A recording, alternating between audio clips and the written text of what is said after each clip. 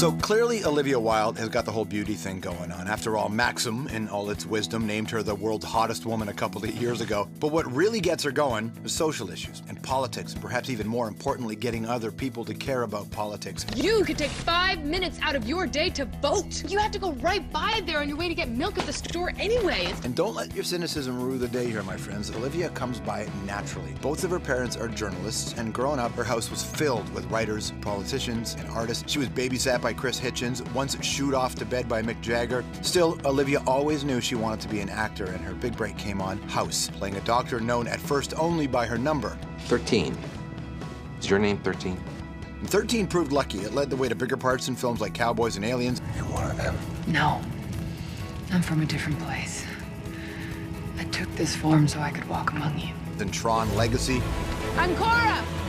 They were big roles in big movies, and they've given her the financial security to follow her real interests. She campaigned for President Obama in '08, back before he was prez. She even received a personal call from the future man, and she's worked on the ground in Haiti with Artists for Peace and Justice. As we grow as an organization, they'll have more opportunities and more facilities so they can broaden their horizons. Her next film project is called Butter, which debuted here at the Toronto International Film Festival. On the surface, it's the story of a butter sculpting contest, but it's really about greed and ambition, dirty tricks, judgment, and all that. And if you think that sounds like today's political climate, that's probably what Olivia was hoping for. Please welcome Olivia Wilde. Nice to see you. Very nice to see you. Thank you. Nice. Welcome to the show. Thank you for having me. This is great. Happy to have you here. It's for a woman who's very political. Was being in a butter movie a choice? It's a very political butter movie. Yeah, it has one great moment where Rob Corddry has some political lines about butter, which is kind of funny. Yeah, he's so fantastic in the movie. Yeah. I mean, it does have a political edge. You know, the movie's about ambition and cutthroat jealousy and, you know, the extent at which a person will go in order to get what they want. And it's also about differences in culture and race. And, you know, it's all surrounding butter, but it's also all the things that define politics. So, you're former vegan-ish, right? You're sort of... I'm a big believer in the vegan lifestyle. Right. Yeah, I have been vegetarian for about 16 years, and I was vegan for 2.5 years strong, and I think it's the best lifestyle. I believe in it for many reasons, environmental, political, and humanitarian alike, but then I got divorced and I needed some cheese. Which, you know, I'm not proud of. Not proud of. Listen, but you gotta listen to your body. Listen, when people get divorced, if cheese is the worst thing you went to, you're okay. It's better than crack. It's better than crack. In fact, in any era, that's true. I think so. So that's a universal truth. Thank you. When you look at, like, at a film festival, when you walk a red carpet or you see your film on the screen, do you ever flash back to the 13-year-old girl who, or even younger, who's hanging around under the table at her parents' dinner party, hearing Mick Jagger speak politics? Do you ever? Because that's your life too, right? Yeah, I feel very proud and I feel very lucky.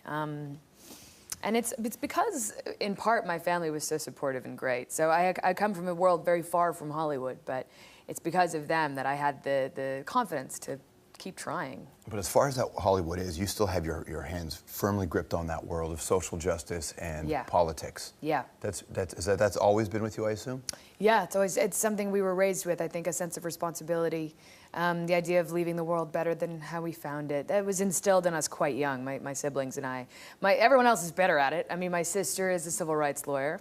She's amazing. My brother's 18, but he's just a really good person. Yeah. And yeah, I enjoy using the platform that I have in order to do good things. I mean, I am, as you are, a member of Artists for Peace and Justice, which is a wonderful organization, and we support a local org in Haiti, and we run the only free secondary school in Haiti, and I'm so proud to be a part of that. And you know, I love traveling down there every few months. I love being a part of something that is so effective. And you know, I believe in standing up for something that I have personal experience in, speaking from that first-person experience as opposed to just signing checks. Right. You know, I think what's really interesting that's happening right now is that my generation is sort of defined by a new type of philanthropy. Philanthropy is no longer a word just for rich older people with checkbooks. It is an active philosophy. It's the idea of really participating and going around the world and building wells or you know, saving trees, whatever it is, whatever your thing is, it's active. And I think we saw a lot of that in the last American presidential campaign. You know, Obama won because of young volunteers. What's weirder, having Mick Jagger tell you go to bed, or Obama thanking you for helping him out? I feel like more people have heard Mick Jagger tell them to go to bed. I'm sure more people heard Mick Jagger tell him to stay up. No, you know, I was like 4 when Mick Jagger told me to go to bed. Just, you know, clarification there. But no, I'm very honored to have worked on the campaign, and I really enjoyed that experience of really understanding democracy on that level. There's nothing more gratifying than going around and speaking to voters and encouraging people to own their power as constituents. I mean, it was really wonderful. Young people are really idealistic as well, and they push for change, and then when they, on the rare chance that they win, they get their way, they expect change. The level of disappointment surrounding Obama's presidency, you can feel it and hear it. Do you share in that? Well, I think all of us who have always been more,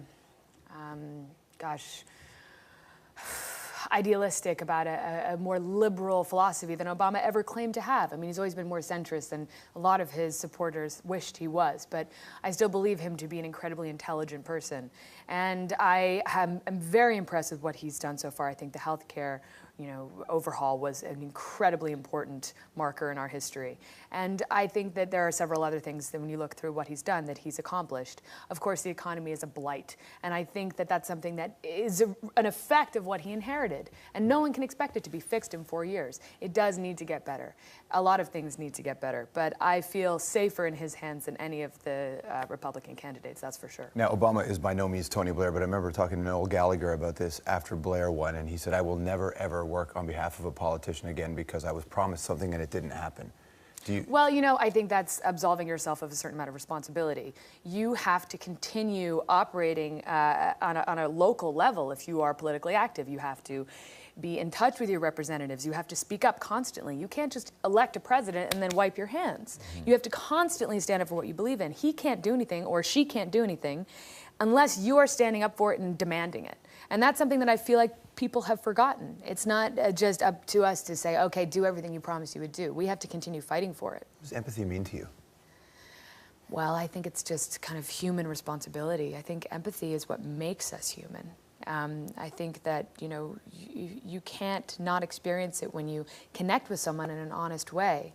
I was just in Kenya filming a documentary for PBS with Nicholas Kristof, who's one of my heroes. He writes for the New York Times. He and his wife, Cheryl Wudun, wrote a book called Half the Sky, which is profiling several different women around the world who've gone from oppression to opportunity through microfinancing organizations, educational programs, healthcare things, and it's just incredible stories. So I was able to go to Kenya and profile these microfinancing organizations and discuss financial empowerment. Point is, I met incredible people who were living in the slums of Nairobi, who were dealing with unimaginable odds, just for all intents and purposes should have given up. And instead they were fighting, and sitting with them and speaking to them is when you really experience empathy at its most beautiful level. You know, and you realize that even though this woman who has been raped, who has been abused, who has had to work as a prostitute and raise 4 children in the slums of Nairobi, is my sister, because we're human. And that level of awareness, I think, is the most wonderful part of humanity, and it's what kind of keeps me going. Do you have mentors in Hollywood? I know you love Sigourney Weaver and Kate Hepburn, but do you have mentors? Yes, I do. I do. And, you know, I really value those relationships because anytime I've hit rough times, I do have wonderful people who I can call and say, how do you deal with this? And it's people I've worked with, who I've become close with. You know, everyone from Jeff Bridges to Jennifer Garner. It's great because all these people have different experiences, but I think they've carried themselves with such grace. And it's a wonderful, you know, example for someone like me. You walk down a red carpet and you see Jennifer Garner walking down the red carpet, and you know that she carries a different burden than you do as an actor in this particular film. What do you see when you see somebody like that? Gosh, I see bravery. I mean, she is a very strong woman. She's our producer on Butter as well, which I really admire. And she is just, you know, incredibly powerful and is at the same time very maternal and nurturing. And I think she sort of defines what's greatest about women in Hollywood, because she is completely herself, but at the same time, you know, really is grateful for and embraces her sort of place in Hollywood, and just deals with fame in a very elegant way. She cares about her family. She cares about her work. She doesn't care about all the BS, you know. Right. But I'm just proud to have worked with her, and that goes for so many people I've worked with. And I'd like to work with more of the women. I've worked with a lot of the guys, everyone from like Russell Crowe to Daniel Craig to Eric Bana. Like all these girls they're amazing. Yeah. But I'd like to work with some of the amazing women, you know, and learn from them. You got to make those movies. You got to produce those movies. I'm working on it. You ready to do that? Yeah, I just wrote a script that has no men in it. I think that I'm gonna have to stick some in there. Just. What's it about? It's about kind of modern dating for women, and it's sort of, I think, you know, what Bridesmaids did, which was so wonderful, is introduce female comedy in a very realistic way. You know, people said, "Oh my God, it's so raunchy," but really, it's just more realistic. The moment when one girl defecates in the middle of the street. Yes. But also, even you in your movie last night had this moment where you look at, you know, at the character and you say, "I'm going to take a shit on the hood of your car." Yes. Which I thought was that. I wonder if she felt about improv for you. That's when it gets dangerous. You improv that? We just, in that movie, a lot of it is just us playing. Wow. And that's the kind of thing you think, this is never going to get in the movie. Let's just say it now for the blooper reel. And then there it is, really big on screen for my mom. Sorry. She looked over at you and said, "I raised you better." I raised you better than this. Stick around. We're going to do Anthropology with Olivia Wilde when we come back. As you can probably tell, we have a live studio audience. I'd love it if you would join us. Go to strombo.com/tickets for more.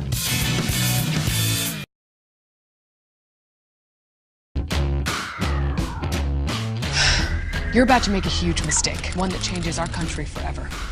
Hollow records indicate that you didn't vote in the upcoming 2010 elections, and now we know that's when it all went wrong. After you didn't vote, Republicans took back Congress and then merged once and for all with the big corporations that fund them to create Republic Corp. All because you didn't vote. You got smoked for that, didn't you? We got in big trouble for that. Yeah? But that's the kind of thing I'm really proud to get in trouble for. Who gave you hell? Gosh, you know, people feel like, you know, I think it was a lot of conservative people who felt like, A, they don't want to hear from an actor, and they oftentimes resent an actor getting up and speaking like that. But, you know, I don't claim to be more important than any other voter. I'm just a fellow voter saying we have to do this, we have to vote, because if you don't vote, you can't complain. Right. And that was really the point of that ad. Republic Corp is pretty strong, though. Republic Corp, yep. Yeah. Yeah. And you know, the thing is that I don't say anything I can't back up. And I don't do anything I can't back up. Mm-hmm. So I'm unapologetic about it. And people know that. And they can attack me, and I'd love to debate them. Okay, Anthropology. So your character's got tattoos in the film. What's the worst tattoo you've ever seen or considered getting? Oh, my gosh. I think on one ill-advised evening many years ago, I think I was about to get a Fighting Irishman. So like Notre Dame? On my arm. I think it was one of those really, really fuzzy moments. Yeah, no kidding. I'm a proud Irish woman, but that's not a good tattoo. Palin or Bachman? Oh, God. Oh, why? Neither. If you were sick, would you go see Dr. House? Yes. Yes, absolutely. He has a pretty good track record. Yeah, it's pretty fantastic. But then I'd have to be prepared for like 4 acts of near death. That's right. And then to be saved. Leaving a show that you've worked on a lot, is it hard?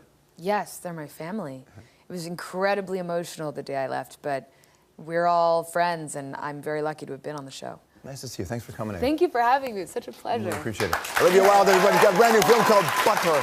We'll be right back.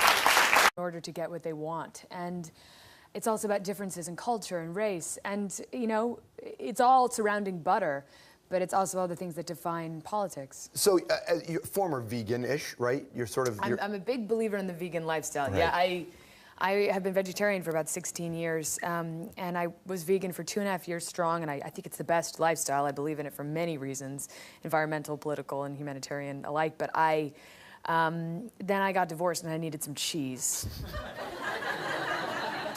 Which campaigned for President Obama in 2008, back before he was prez. She even received a personal call from the future man, and she's worked on the ground in Haiti with Artists for Peace and Justice. As we grow as an organization, they'll have more opportunities and more facilities so they can broaden their horizons.